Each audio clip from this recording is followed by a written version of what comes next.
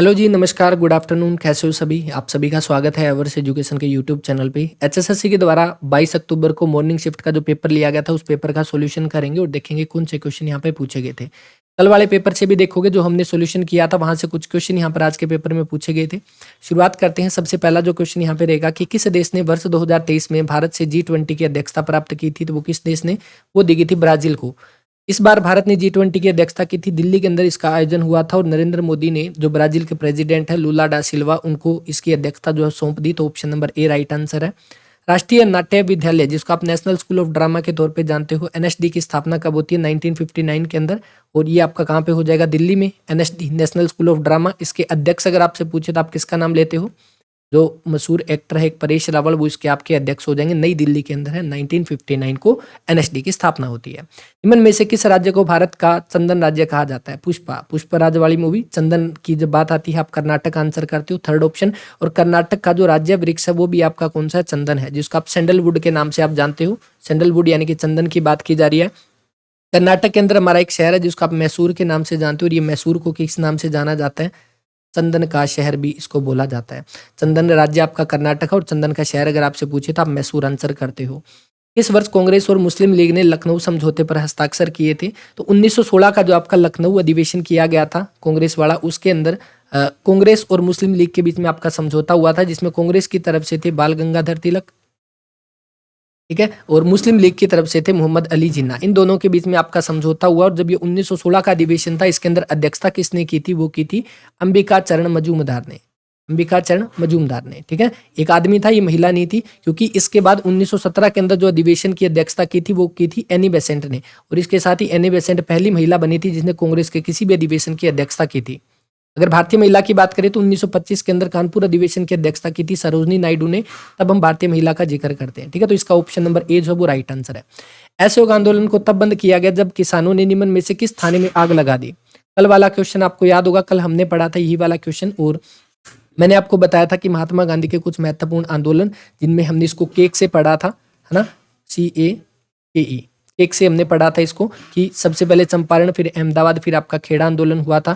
और जो असहयोग आंदोलन बंद किया गया वो चोरा चोरी घटना हुई थी, जिसको आप जानते हो 5 फरवरी 1922 को चोरा चोरी का घटना हुई थी। और इसी के बेस पे इसको 11 फरवरी 1922 को असहयोग आंदोलन को बंद कर दिया गया। थर्ड ऑप्शन राइट आंसर है। इंदिरा गांधी राष्ट्रीय कला में कितनी कार्यात्मक इकाई है? इसमें जहां तक देखने को मिला वो 6 इकाइयां बताया जा रहा है, तो इसमें बट 6 अपना ऑप्शन में नहीं है, तो इसको थोड़ा सा यहाँ पे हम डाउट में छोड़ सकते हैं। बाकी अगर किसी को पता हो तो कमेंट कर सकते हो। जैसे कि मैंने आपको बताया था, जितने भी क्वेश्चन है वो लगभग आपका 98-99% एक्यूरेसी के साथ है। हो सकता है एक आधा क्वेश्चन में थोड़ा मिस्टेक हो, तो उसकी भी आपको जल्दी ही आंसर की मिल जाएगी। वर्ष 1950 के दशक में चलाए गए नागरिक अधिकार आंदोलन ने जातीय भेदभाव को समाप्त किया था। यह आंदोलन कहाँ से शुरू हुआ? ये यूएसए से स्टार्ट आपका किया गया, और 1954 से 1968 के बीच में ये वाला आपका आंदोलन रहा था। 1954 टू 1968 के बीच में। सम्मिलित करना है, सबसे पहले दिया गया रोलट एक्ट। रोलट एक्ट आपका मार्च 1919 के अंदर आया था, जिसको हम काला कानून के नाम से हम जानते हैं। इसके बाद आपका आ जाएगा सविनय अवज्ञा आंदोलन, जो कि 1930 के अंदर हुआ था, जिसको हम जानते हैं 12 मार्च 1930 से लेकर 6 अप्रैल 1930 को, ठीक है। जो आपका दांडी मार्च के बारे में हम पढ़ते हैं। तो उसके बाद आपको 1930 के अंदर आंदोलन चला दिया गया, सविनय अवज्ञा आंदोलन। असहयोग आंदोलन की जब आप बात करोगे तो असहयोग आंदोलन का अभी जो हम पढ़ के आए हैं चोरा चोरी घटना की बात है, उसका इसके साथ मैच किया गया। और कौन सा बच गया? मील मजदूर, बिल्कुल। अहमदाबाद मील मजदूर की बात करते हो तो वो 1918 के अंदर इसका आंसर हो जाएगा। तो यहाँ पर अगर आप इसका देखोगे, रोलट एक्ट का एक आपका सेकंड है, एक आपका सेकंड इसमें भी है और इसमें भी है। सविनय अवज्ञा आंदोलन 2 का आपका चौथा हो जाएगा, 2 का चौथा आपका इसके अंदर है, तो आप इसका आंसर लगा दोगे बिल्कुल ऑप्शन नंबर 4 यहाँ पे। क्षेत्रफल के विचार के हिसाब से एशिया के बाद दूसरा सबसे बड़ा महाद्वीप अपना अफ्रीका हो जाएगा। और अफ्रीका वो महाद्वीप है जिसके अंदर आपकी मैक्सिमम कंट्री है, मैक्सिमम देश इसके अंदर है, जो कि कल पेपर के अंदर क्वेश्चन आया था। और अफ्रीका ही वो महाद्वीप है जिसके अंदर से हमारी भूमध्य रेखा, कर्क रेखा और मकर रेखा, ये तीनों रेखा किस अकेले महाद्वीप से गुजरती है? वो अफ्रीका से ही गुजरती है। भारत में से कौन सी गुजरती है? कमेंट करके बता सकते हो। कौन सा पक्षी जो है वो अपना घोंसला नहीं बनाता? कोयल नहीं बनाती, क्योंकि कोयल अपने अंडे कहाँ पे छोड़ती है? कहाँ पे बताओगे? प्रसिद्ध क्रिकेट खिलाड़ी बेन स्टोक किस देश से संबंधित है? तो इनका संबंध आपका इंग्लैंड से हो जाएगा। महात्मा गांधी राष्ट्रीय गारंटी रोजगार गारंटी एक्ट 2005, जो कि मनरेगा जो आई थी, इसका आपका जैसे इसका 2005 में आया था तब इसका नाम नरेगा था।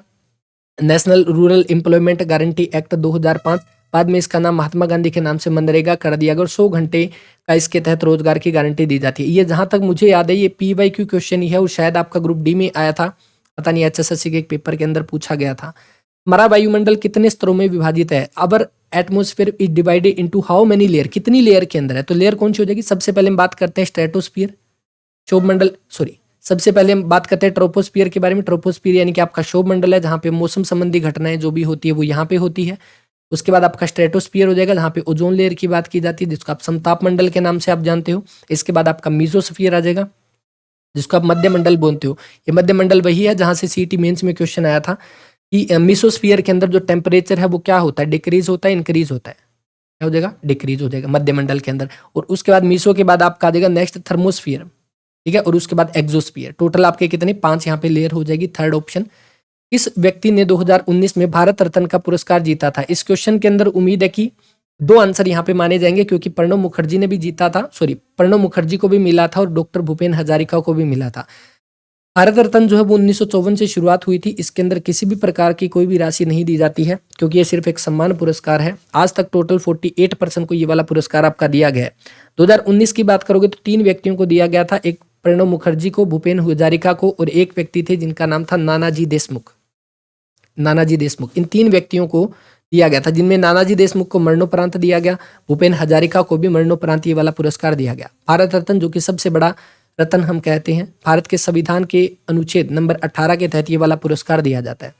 कल वाला पेपर उठाइएगा, और ये क्वेश्चन हमने उसी टाइम पढ़ा था, क्योंकि उसके अंदर मिड डे मील के बारे में बात आई थी। मैंने आपको बताया था मिड डे मील जो उसकी शुरुआत कब होती है, 1995 के अंदर हुई थी, ठीक है, 1995 के अंदर तमिलनाडु से इसकी शुरुआत हुई थी। कल के सोल्यूशन के अंदर ये वाला क्वेश्चन हो चुका है। थर्ड ऑप्शन राइट आंसर है, जिसका नया नाम आपका PM पोषण योजना जो है वो कर दिया गया है। PM पोषण योजना इसका नया नाम जो है वो कर दिया गया है। निम्न कथनों पर विचार कीजिए। आज हरियाणा जी के आपके सामने, हरियाणा में 5 पुलिस आयुक्तालय यानी 5 कमिश्नरी है ना जी। हरियाणा के अंदर अपनी 4 ही पुलिस कमिश्नरी है। फरीदाबाद पुलिस आयुक्त स्थित है, यानी फरीदाबाद के पास आपकी पुलिस कमिश्नरी है, बिल्कुल है। तो आपका क्या कहोगे? सिर्फ आपका केवल 2 यहाँ पे ठीक है, पहला यहाँ पे गलत हो जाएगा, क्योंकि 5 पुलिस कमिश्नरी नहीं है, 5 पुलिस रेंज है। काकड़ा नहर प्रणाली के अंतर्गत कितनी नहरें आती है? तो टोटल 521 नहरें आ जाएगी। ये सीधा का सीधा आपका आर्थिक सर्वेक्षण से ही क्वेश्चन उठाया गया था, ठीक है, आर्थिक सर्वेक्षण से। तो इसका आपका जो आंसर आ जाएगा वो ऑप्शन नंबर सेकंड यहाँ पे 521। प्रधानमंत्री मुद्रा योजना किस वर्ष शुरू हुई थी? आर्थिक सर्वेक्षण में हमने पढ़ा था इसको, मुद्रा, जिसकी फुल फॉर्म आपकी है micro unit and development refinance agency, जिसको मुद्रा के नाम से आप जानते हो। 8 अप्रैल 2015 को इसकी शुरुआत होती है। ऑप्शन नंबर सेकंड, 8 अप्रैल 2015।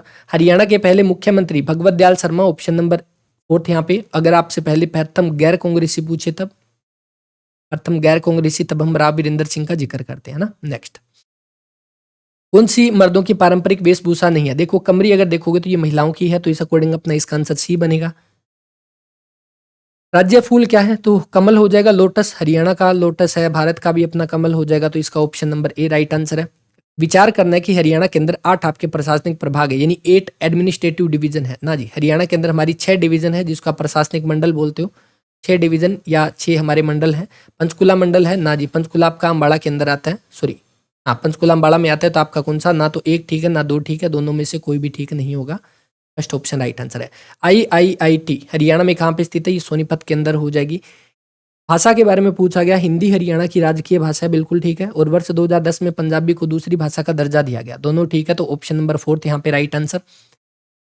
चेरापूंजी किसको बोलते हैं? तो ये आपका यमुनानगर के छछरौली को हरियाणा का चेरापूंजी बोलते हैं। जहाँ पे एक पर्टिकुलर लोकेशन की बात करो तो वहाँ पर सबसे ज्यादा बारिश इसी छछरौली में होती है। अगर वैसे आपसे पूछे हरियाणा के अंदर एवरेज वर्षा सबसे ज्यादा कहाँ पे होती है, एवरेज रेनफॉल मैक्सिमम पूछे अम्बाड़ा में, और एवरेज के अंदर सबसे कम पूछे तो आप सिरसा का आंसर करते हो, क्योंकि ये दोनों क्वेश्चन कई बार पूछे भी जा चुके हैं।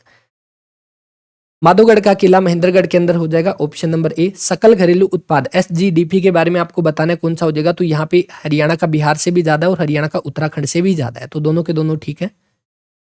हरियाणा की कुल जनसंख्या 2,53,0462। बच्चा बच्चा जानता है इसको, तो आंसर क्या कर दोगे? 2 से लेकर 3 करोड़ के बीच में, क्योंकि अब ये डाटा थोड़ा वेरी कर रहा है। ये जो डाटा है वो 2011 के अकॉर्डिंग है, इस अकॉर्डिंग आप इसका आंसर थर्ड ऑप्शन लगा दोगे। पर्यावरण संरक्षण और संवर्धन की दिशा के प्रयासों के मान्यता हेतु हरियाणा सरकार ने एक पुरस्कार शुरू किया था, वो कौन सा था? वो आपका दर्शन लाल जैन। आप जानते हो दर्शन लाल जैन का संबंध हमारा यमुनानगर के जगाधरी से हो जाएगा, और इनको आपका पद्म भूषण पुरस्कार दिया गया, पद्म विभूषण पुरस्कार दिया गया इनको, किसके लिए? सरस्वती नदी के पुनरुत्थान के लिए। और इनके सम्मान में ही सरकार क्या करती है, पर्यावरण क्षेत्र में दर्शन लाल जैन के नाम से एक पुरस्कार देती है। पूर्व भारतीय क्रिकेटर वीरेंद्र सहवाग का संबंध हम जानते हैं झज्जर से ही हो जाएगा और झज्जर में ही इनके नाम की क्रिकेट अकादमी हो जाएगी।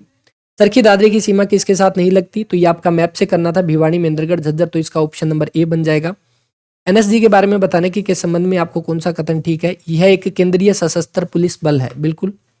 यह भारत सरकार के रक्षा मंत्रालय के अधीन आता है, ये आपका होम मिनिस्ट्री के अंतर्गत आता है। किसके अंतर्गत, होम मिनिस्ट्री के, यानी गृह विभाग के अंतर्गत आता है, तो सेकंड गलत है, पहला ठीक है, केवल आपका सेकंड ऑप्शन। नेक्स्ट, हरियाणा में कुल कितने सामुदायिक विकास खंड है, ये सामुदायिक विकास खंड यानी कि ये ब्लॉक की बात की गई है, और हरियाणा में आप जानते हो ब्लॉक कितने हैं, 143, 143 है, तो इसका आपका लगभग और लगभग जो आंसर आ जाएगा वो ऑप्शन नंबर फर्स्ट यहाँ पे।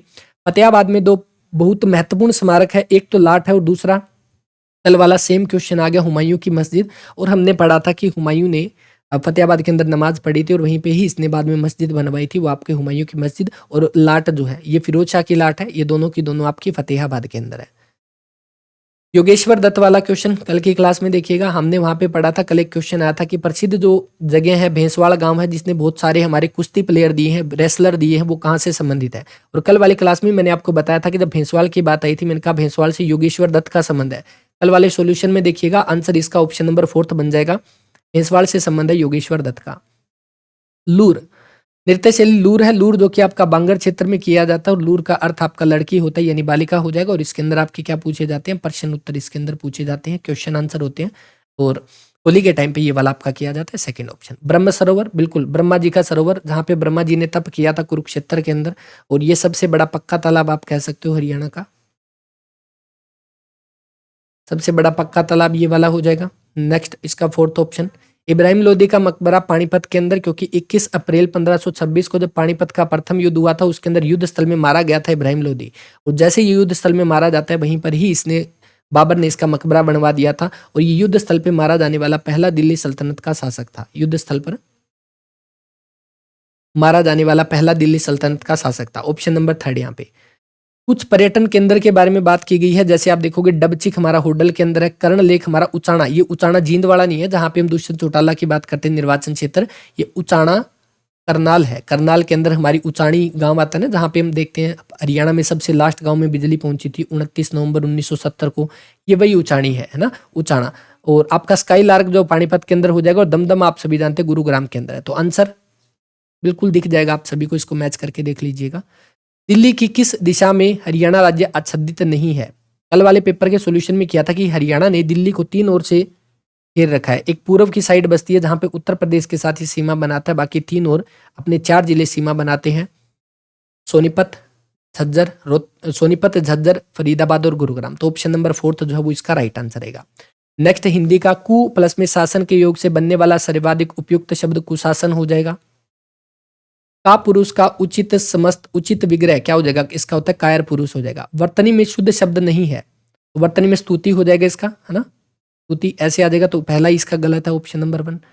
उपयुक्त प्रयोग इसके अंदर आपका नहीं हुआ, तो किसके अंदर नहीं हुआ, तुम पेड़, अच्छा इस पेड़ के फल जो है मीठे हैं, तुम किस शहर में रहते हो, वह मिन्नतें करता रहा, वे उसे नजरअंदाज करते रहे, उसने कहा मैं आज रात नहीं आऊंगा, तो इसमें ऑप्शन नंबर फोर्थ जो है वो यहाँ पे आपका राइट आंसर रहेगा, ऑप्शन नंबर फोर्थ। उसने कहा, यहाँ पे जो कोमा लगा रखा ना ये वाला नहीं आएगा, तो इसका आपका फोर्थ ऑप्शन राइट आंसर है। प्रागैतिहासिक शब्द का सर्वाधिक उपयोग यानी कि ज्ञात इतिहास से पूर्व से संबंधित है ना, तो इसका ऑप्शन नंबर फोर्थ। नेक्स्ट, इत शब्द से बनने वाला सर्वाधिक उपयुक्त शब्द आपका कौन सा हो जाएगा, तो इत से बनने वाला प्रत्यय पूछा गया जो शब्द के लास्ट में लगता है फलित हो जाएगा। मे का तत्सम शब्द क्या है, मे का मतलब होता है मध्य, ऑप्शन नंबर फोर्थ यहाँ पे। दिनकर आपका सूर्य का पर्यायवाची है। सहायता बंद करना मतलब अगर आप हाथ खींच लेते हो इसका मतलब आपने सहायता बंद कर दी, जैसे उसने काम के बीच में से ही अपना हाथ खींच लिया, आप इसका ऑप्शन नंबर थर्ड कर दोगे। अनुप्रास अलंकार का एक भेद नहीं है, तो इसका आपका सी ऑप्शन जो है वो यहाँ पे राइट आंसर हो जाएगा। नेक्स्ट आपके सामने कुछ साइंस के क्वेश्चन आगे। बड़े स्तर पर अनाज का भंडारण किसमें किया जाता है, तो ये सिलोज और धान्यगारों में किया जाता है, थर्ड ऑप्शन। रोगाणु ऐसे सूक्ष्म जीव है, पैथोजन के बारे में बोला गया जो आपके डिजीज पैदा करते हैं, जो आपके रोग पैदा करते हैं। नेक्स्ट आपको मैच करना था, देखो सांप आपका क्या करता है, सांप आपका रेंगता है। मछली आपकी क्या करती है, मछली आपकी तैरती है। पक्षी आपके उड़ते हैं, गाय आपकी चलती है, तो इस अकॉर्डिंग आंसर कर दोगे इसका। नेक्स्ट, ये कल वाला क्वेश्चन सेम ही था। अब केंचुआ जो है वो केंचुआ यानी कि जिसको आप अर्थवर्म बोलते हो, ये आपका श्वसन किससे करता है? आप कह दोगे स्किन से करता है। अब सेकंड का फोर्थ है, अगर आप यहाँ पे देखोगे सेकंड का फोर्थ आपका किसी में भी नहीं दिया गया, तो इस अकॉर्डिंग अब एनटीए को भी एचएसएससी की हवा लग गई। आज तक तो शायद एनटीए ने इतनी गलती नहीं की थी जितना अभी करने लगी, क्योंकि एचएसएससी का चक्कर ऐसा ही है। तो इस अकॉर्डिंग देखोगे, जैसे मनुष्य आपका फेफड़े से सांस लेता है, पहले का 2 है, तो पहले का 2 के अकॉर्डिंग इसमें आएगा। अब केंचुआ श्वसन अंग दे दिया, तो यहाँ पे और कौन सा दे दिया इसका? डी ऑप्शन किसके साथ दे दिया? मछली त्वचा से, है ना। देखो क्या कर दिया इसमें, तो इस अकॉर्डिंग इसमें थोड़ी सा मिस्टेक है। तो उम्मीद है कि इस क्वेश्चन का सभी को नंबर इसके अंदर दिया जाएगा। और मछली आपका गिल से करती है, तो इसका ये वाला बन जाएगा, है ना। केंचुआ अपना स्किन से हो जाएगा, मनुष्य फेफड़े से करता है। तो बस ये सारी की सारी बातें इसमें थी। एंटीबायोटिक कौन सा हो जाएगा? एरिथ्रोमाइसिन हो जाएगा, ऑप्शन नंबर फर्स्ट यहाँ पे। कौन सा खाद्य पदार्थ आयोडीन के साथ नीला काला रंग बनाता है? तो जो स्टार्च होता है ना, स्टार्च वाले जो आप कह सकते हो, जैसे आलू है उसके अंदर आपका स्टार पाया जाता है, तो वो आयोडीन के साथ मिलकर नीला और काला रंग जो है वो बना देता है। Third option.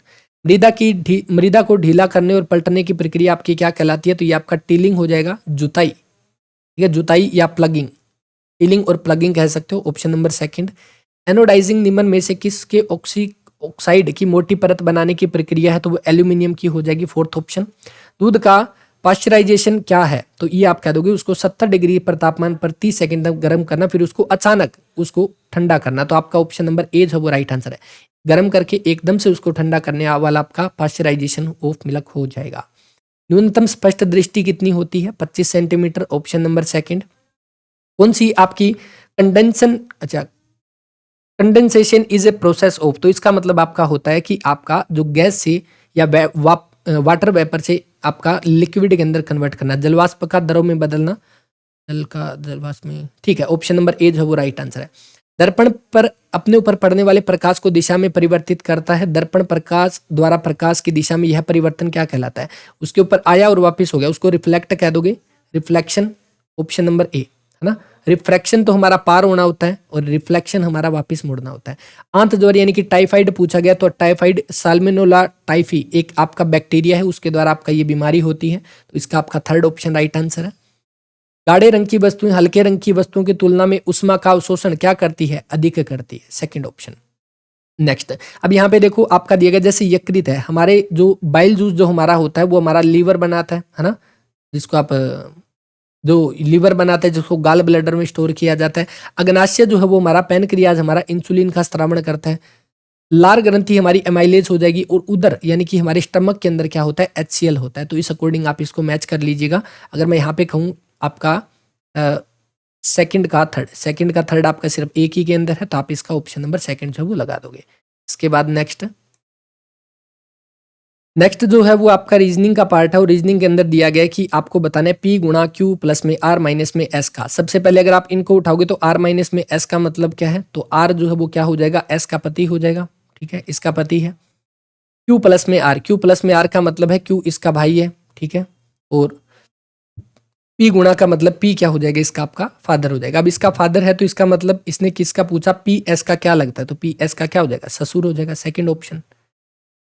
छह व्यक्ति XYZMNO उत्तर की ओर मुंह करके एक पंक्ति में बैठे, लेकिन आवश्यक नहीं है कि वो उसी क्रम में बैठे हों। Z X और N के बीच में बैठा है, M किनारे पर नहीं बैठा, Y N के ठीक दाएं है, O दाएं किनारे पर नहीं है, M के पड़ोसी कौन है? तो इसमें आप देखोगे यहाँ पे जो देखा है Z जो है वो N और X के बीच में बैठा है, Y N के ठीक दाएं है, Y N के ठीक दाएं है, Y N के ठीक दाएं है, इसका मतलब आपका यहाँ पे हो जाएगा, है ना।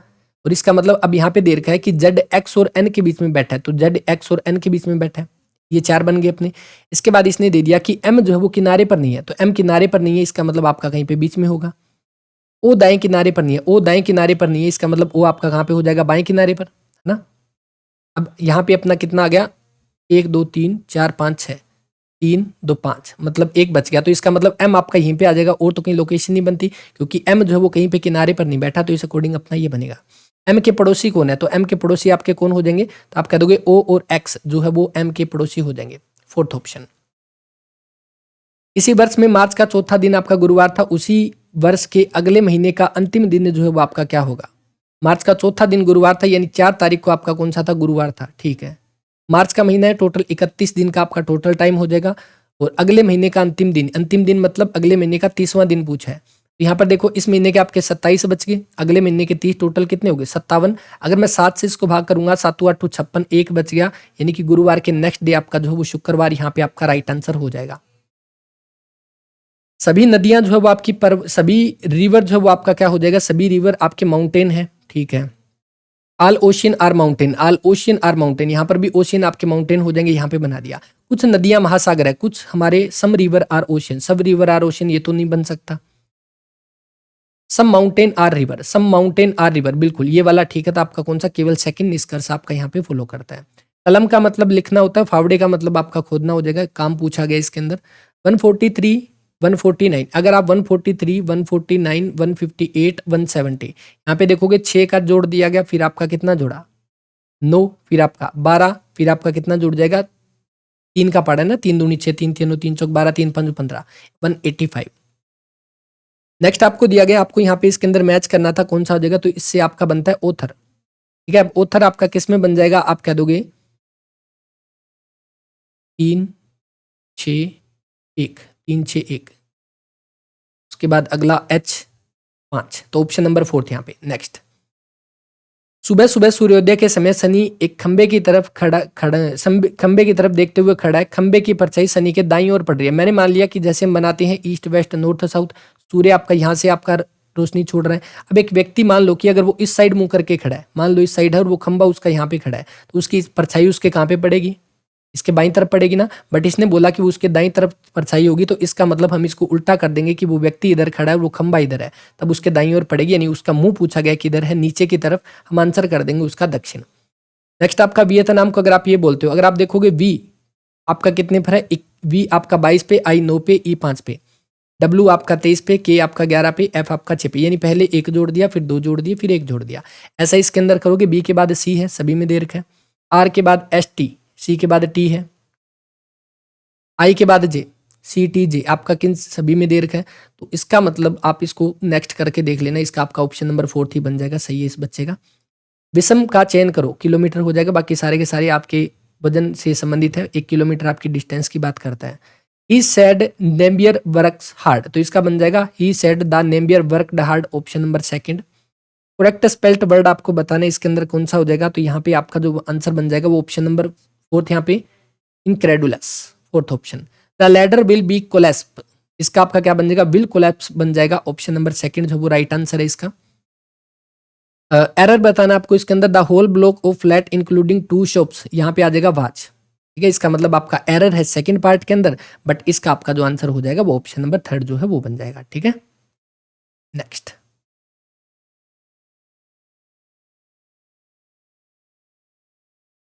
नेक्स्ट जो दे रखा है कि आपको बताना है 8 the 11th our, 11th our का मतलब आपका होता है लास्ट पॉसिबल मोमेंट, यानी कि 8 द लास्ट मिनट, यहाँ पे ऑप्शन नंबर ए।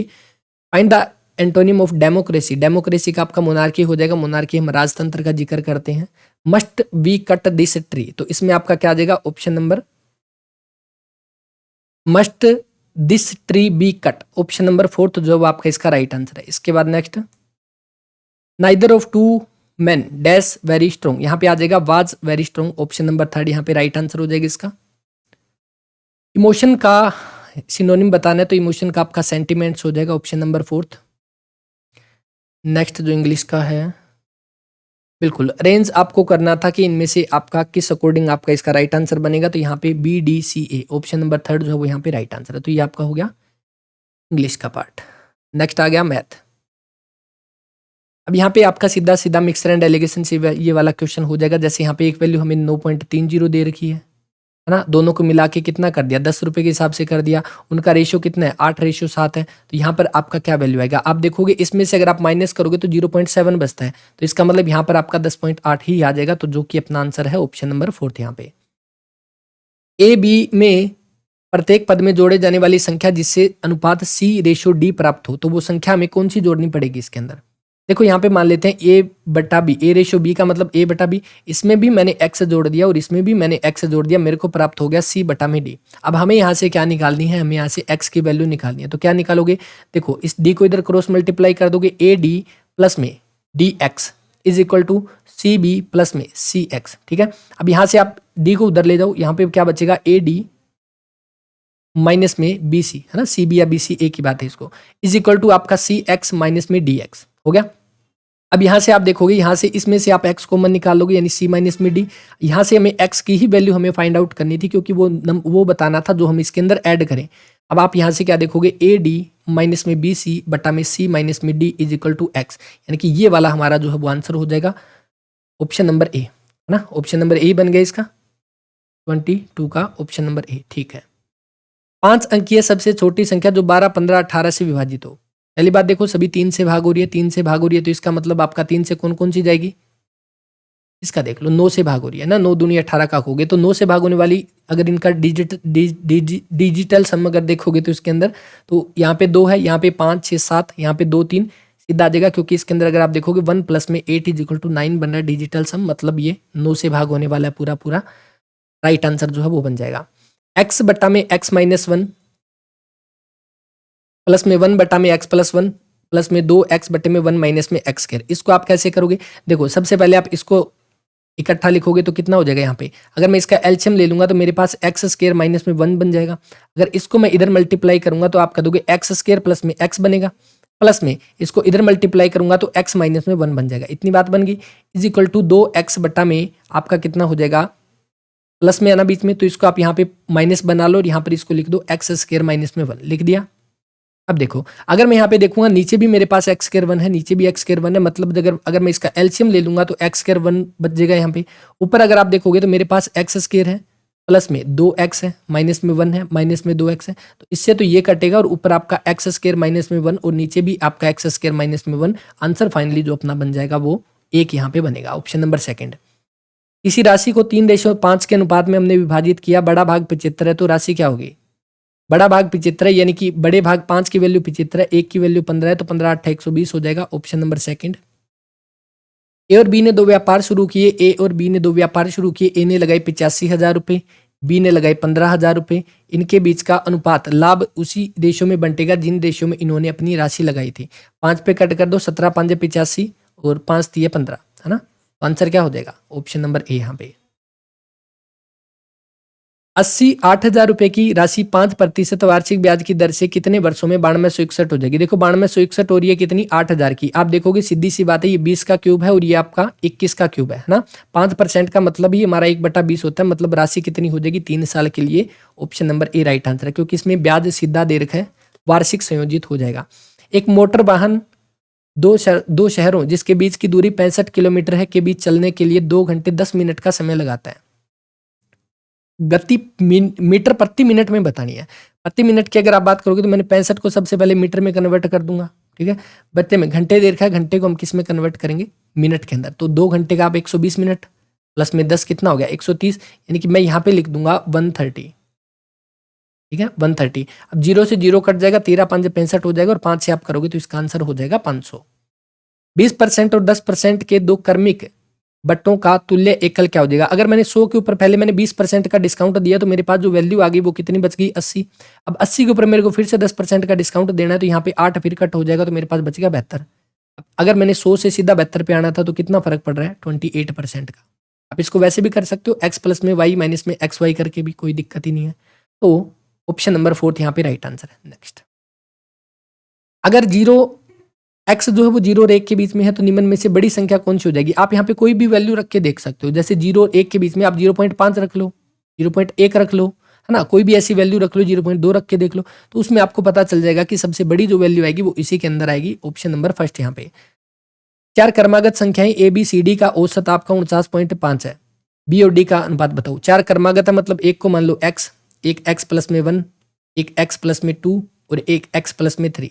यहाँ से आप इज इक्वल टू आपका कितना हो जाएगा, इसको आप करोगे तो लगभग आपका यहाँ पे 50 से करते तो 200 था, 200 में से 2 कम 198, है ना।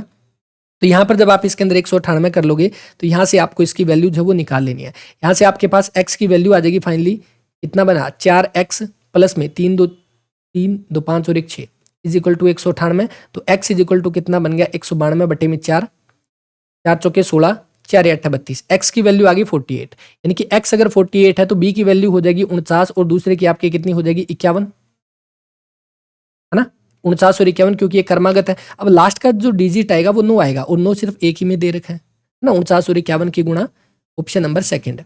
18 सेंटीमीटर भुजा वाले एक लकड़ी के ठोस घन से 3 सेंटीमीटर भुजा वाले कितने घन काट सकते हैं? तो 18 सेंटीमीटर भुजा वाले 3 घन है, सॉरी 18 सेंटीमीटर भुजा वाला एक घन है, उसमें से 3 के आप कितने काट सकते हो? तो आप कह दोगे 6 6 6 6 का क्यूब है यानी 216। आपको ये बताना था इसके अंदर HCF कौन सा होगा, इधर वाले में देखो ताकि समझ आ जाए।